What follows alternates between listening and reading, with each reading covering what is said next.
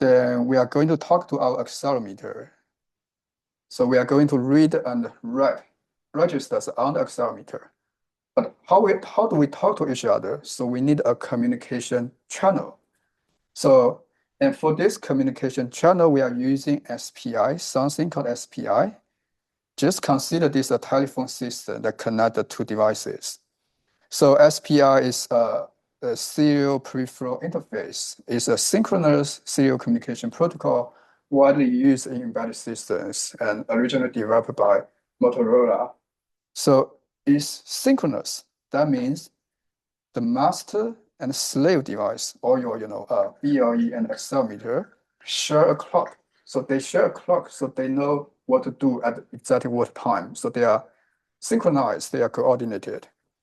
There is a serial protocol. That means data go bit by bit on a single wire.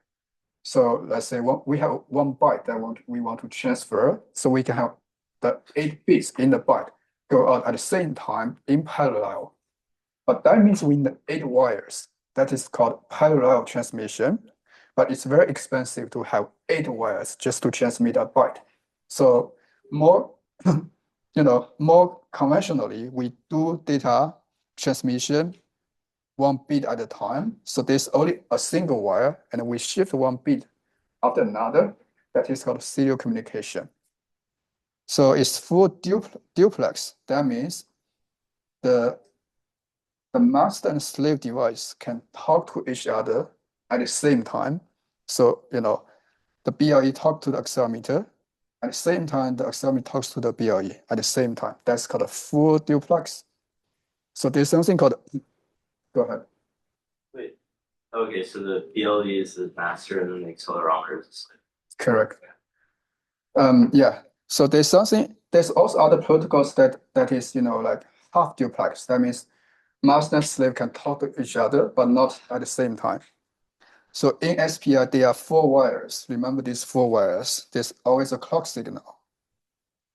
There's a line called MOSI, master out, slave in. That means data goes out from master and it goes into slave. There's a MISO. That means data goes from master in, slave out. Data goes from slave into master. Then there's a SS, or sometimes called CS. That is a slave select or chip select.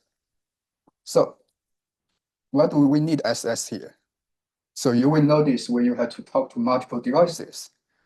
So let's say, again, our master is the BLE SoC. Then you have multiple sensors in your wearable. Let's say you have an accelerometer, a temp sensor, or then, I don't know, maybe another sensor, another accelerometer. So you want to talk to multiple devices on your wearable, but you don't want to have multiple BLE SoC. So SPI is designed as a bus.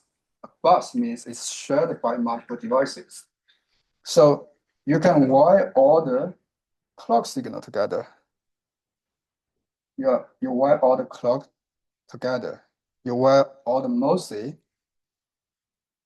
together. You wire all the MISO together. But we need to specify which device we are talking to. And that is done by SS. So, this SS1 for device 1, SS2 for device 2, and SS3 for device 3. So when we want to talk to the first device, we just pull down SS1.